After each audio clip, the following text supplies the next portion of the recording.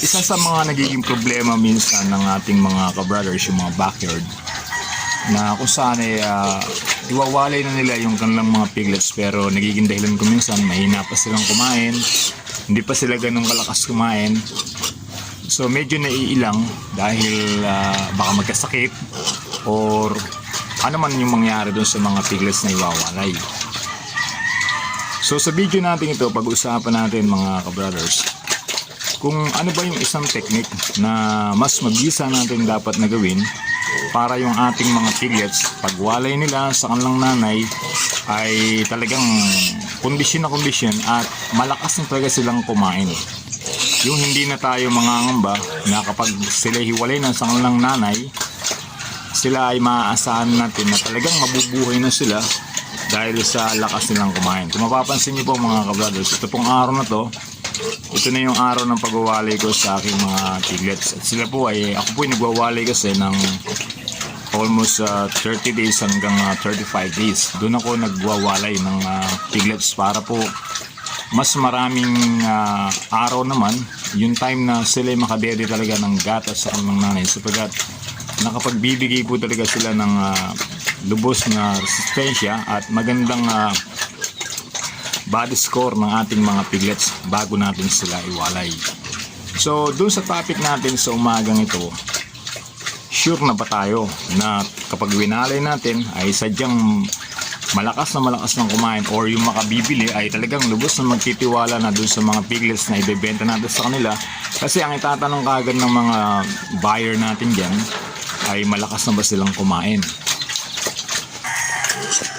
At kadalasan ginagawa natin dyan mga brothers, so pinakakain natin syempre yung ating mga piglets 7 days pataas ng booster. Syempre gagamit tayo ng booster para dun sa kanila, para ma-build up yung kanilang katawan kagad. Pero pagkatapos na mawalay natin sila, papasok tayo sa pre-starter. Pero ang question doon, ng mga buyer natin minsan, pagka bibili na nila yan, ang unang nilang itatanong, bukod sa naawat na ba, ay malakas na ba siyang kumain. Kasi ang iniisip ng mga buyer natin ay baka hindi siya ganong marunong pang kumain o malakas kumain, so maaaring hindi siya tumaba at mamayat, bukod doon magkakasakit pa. So yun ang hanap syempre ng mga buyer na bibili ng ating mga piglets. So sa pag-aaral natin ito yung tips ko sa mga kabrothers ko na nag-aalaga ng baboy, lalo na sa mga backyards na katulad ko.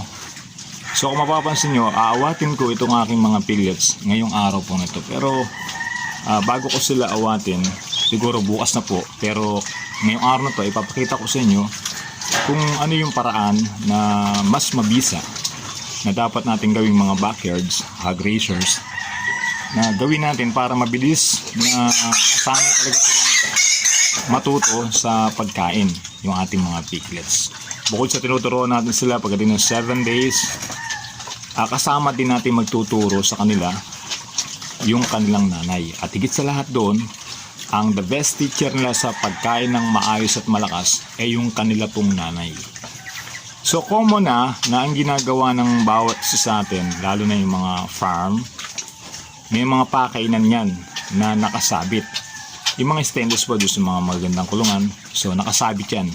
So dahil nakasabit yan, ang kumakain lamang doon siyempre yung nanay, dahil hindi naman naaabot ng mga piglets yan. So ang ginagawa ko mga brothers, bukod sa tinuturuan ko silang kumain noong 7 days nila pataas at ginagamitan natin ng booster, so natututo sila. Pero hindi sila ganoon kabisa. Patikim-tikim, padala-dala, nandun yung booster.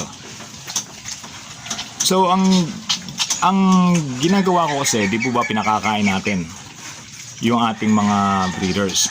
Nakakain natin doon sa isa kong vlog na malinis na pakainan, ligtas na pagpapakain.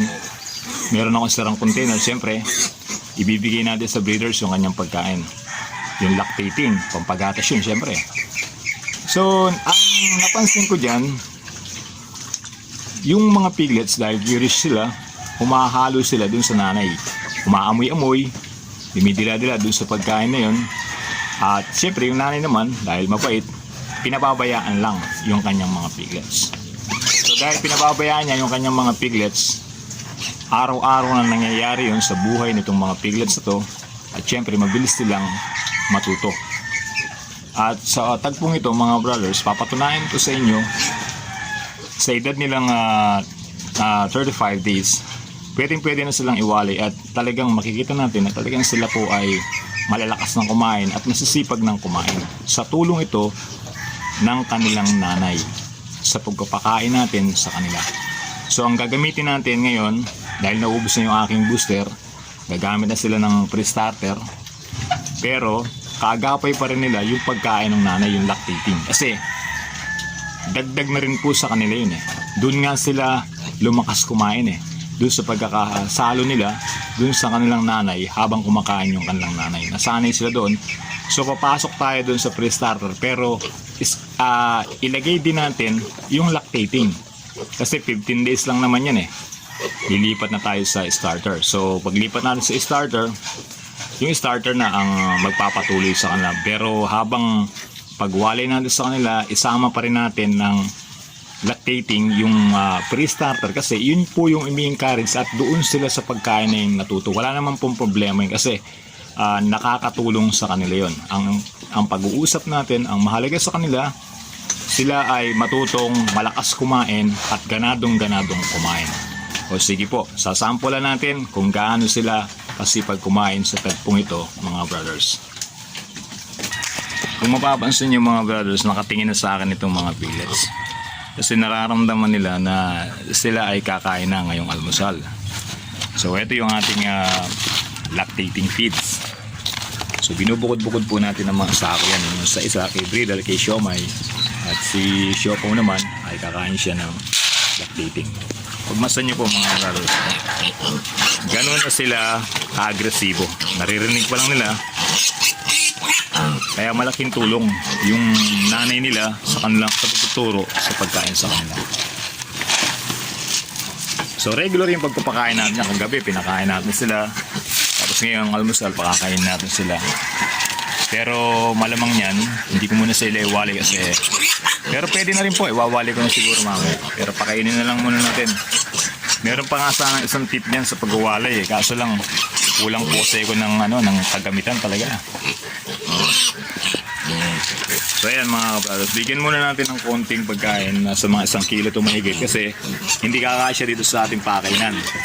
Sana ang kainin man lang nito sana ni Siopaw ay at least 4 kilos kasi o 3 kilos kasi nagpapadede yan eh para masustento ng gatas yung ating mga piglets at hindi rin mahulog yung kanyang katawan na katulad ng nangyari kay Siomay kasi ang tagal ko maawat dahil nga sa busy ko. Pero ngayon okay na po si Siomay, recover na.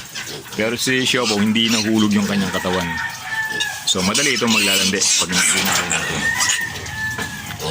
So prepare na natin mga brothers. Tingnan niyo po mga brothers, ihitsahan lang natin ng konting lactating itong mga piglets na to kung gaano sila ka-aggressive sa pagkain. Tingnan niyo po mga brothers. So isang indikasyon yan na talagang ganadong-ganado at pwede na natin silang iwalay. Mapagtitiwalaan na tayo ng ating mga buyers. Kung sakali mambibili nila yung ating mga piglets, sila ay sanay na sanay ng kumain at maganang-magana na silang kumain. At bukod doon, mabilis silang lalaki at maalagaan ng maayos. So ngayon ito, bibigay natin to kay Siopaw. So lagyan muna uli natin ng konti yung mga piglets para kasi baka matapon po yung pagkain ni Siomay.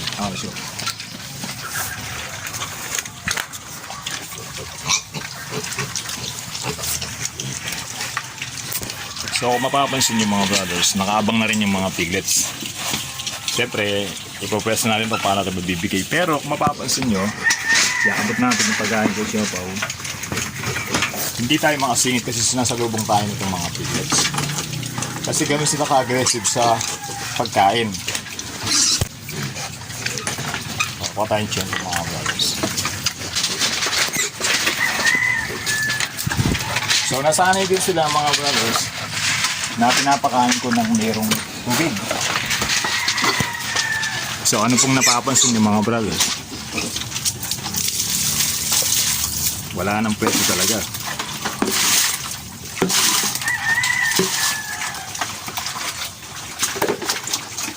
Oh. Ayan po mga brothers. Kasalo nila yung kanilang nanay. Ibig sabihin, ganadong-ganado silang kumain. At nagbibigay ng tulong sa kanila yung kanilang nanay sa pagtuturo sa kanila sa pagkain. At yan naman po yung nagiging resulta. Kaya doon sa mga kabrothers natin na minsan nagiging dahilan nila, mahina pa siyang kumain. Kasi nga po, kaya minsan, kaya nasasabi natin mahinang kumain. Sinanay lang natin sila na kumakain sila ng partikular. Ibinubukod natin yung pagkain ng nanay. So, hindi sila nai-encourage na kumain pa ng mas mabuti. Kasi nga, doon lang sila sanay sa booster. Habang sila ay kasama ng kanilang nanay, tapos dede lang. So, hindi natin sila natuturuan ng ganito. So, kung ganito yung kalagayan ng ating mga piglets, hindi na tayo mangangamba na kahit naiwalay natin sila, at higit sa lahat, yung timbang ng ating mga alaga. So, siyempre, kailangan makuha natin yung standard na timbang. 7, 8, 9 kilos. Yan po yung ating kailangan bago natin sila iwalay. So, sa ganung bagay, siguradong makukuha natin. Kasi yung pagkain ang magpapabigat dun sa ating mga alaga. So, kahit na yan ang lactating feeds, tapos may kahalo pang booster yan, yung booster, maganda na sa katawan ng ating mga piglets, nakakatulong sa kanila yung lactating feeds po. So nakapagpapabigat sa kanila at higit sa lahat, nagturo sa kanila kung gaano sila lumakas kumain mga piglets. So hindi ka na makangamba kung iwalay sila. So sana po na-inspired kayo mga brothers dito sa aking videos. Tignan niyo po, hanggang ngayon kasalo ng ating mga alaga yung kanilang nanay. At kanilang nanay nila kasama niya yung kanyang mga anak. So tuloy-tuloy yung kanilang pagkain. So kahit bigyan mo pa dito sa banda rito yan mga brothers, kakain pa rin yan. Pero pag walay natin sa kanila, huwag natin ialis yung lactating kasi yun ang hahatak sa ating mga piglets para kumain ng marami dahil dun sila nasanay mga brothers. So yun lang mga brothers, ganun lang yung isa kong paraan na nakita, napansin ko sa ating mga alaga. At siyempre ka-observe ako, napatunayan ko na ganun pala dapat. Tignan niyo po mga brothers, halos naubos na rin yung nilagay natin pagkain. Almost 1.5 kilos na yung nilagay natin dito. Pero gusto pang kumain na yung mga piglets na yan. Kahit si Siopaw, gusto pa rin kumain. Aapaw lang po kasi doon sa pakay ng tatapon. Kaya hindi natin dinamihan yung pagkain. Pero kakain pa yan. At tingnan niyo po yung mga katawan ng ating mga piglets. Yan po yung mga nabaha nating piglets na kung saan talagang na-stress, napabayaan kasi malalim po yung tubig. Pero sa biyaya ng ating Panginoon, nakarecover sila at nakita naman po nyo halos pantay-pantay yung kanilang sizes po ng ating mga piglets. So ganun lang mga brothers at maraming salamat sa inyo. Subscribe nyo po yung ating channel, My Brother Is Not a Pig. At marami pa po tayong pag-uusapan patungkol sa pag-aalaga ng ating mga alagang hayop. Especially po sa ating mga alagang inahin, din sa ating mga alagang piglets. So yun po, ready na po silang ilipat natin mamaya. Okay mga brothers, salamat po sa inyo. God bless po. Thank you.